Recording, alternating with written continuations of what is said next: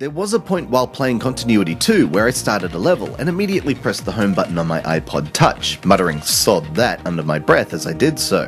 Precisely 8 seconds later, I started playing again. That's quite something for a game which has sliding block elements. I despise sliding block puzzlers, and would gladly see them all fired into the sun. In fact, that would be one of my 3 wishes were I to locate a magic lamp with a genie inside. So for Continuity 2 to get away with such a heinous crime, it must have plenty else going for it, and it does. For starters, it has pedigree. It's the sequel to a PC title which won Best Student Game at last year's Independent Games Festival, as well as a Gameplay Innovation Award at Indiecade 2010. And not without good reason. Continuity's only real problem was that it was a little slight, 32 levels of slidey puzzly genius, and that was your lot. Fortunately, the sequel has upped that tally to around 50 and increased the difficulty. In terms of presentation, it hasn't changed a great deal, but the artful simplicity of the visuals seems to fit the smaller screen. It looks classy, where once it looked a little sparse. As with the original game, the object of each level is to guide a stickman to the exit door, collecting a key on the way. Each stage, however, is split between a number of sliding tiles. It's your task to rearrange them to complete the level and move to the next.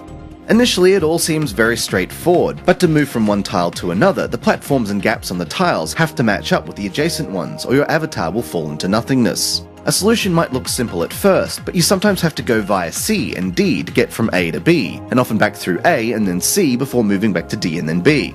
Then things get really tricky, because rather than simply sliding blocks around, the orientation of your device becomes an important consideration. I swear the game doesn't tell you that you need to do this, either that or I figured it out just before Continuity 2 told me, but at one point you reach a stage where nothing seems to make sense. Invert your iPod Touch or iPhone and voila, problem solved. It's a wonderful piece of game design and it adds a whole new level to Continuity's ingenious puzzles. That's before you have to consider momentum, the need to stop your avatar in midair, a rapid double tap freezes the action while you swap tiles, zooming back in when you're ready to move once more, and levers to pull on the later stages. Occasionally this becomes a little exacting, particularly with such strict time limits to truly complete each level rather than just passing them. And the double tap can at times seem a little unresponsive. Ditto the gyroscope, which can sometimes respond a half second too late to your tilts. Yet, with no penalty for dying other than a loss of valuable seconds, these are minor quibbles in a polished and stylish puzzler that makes for an elegant expansion to a superb original.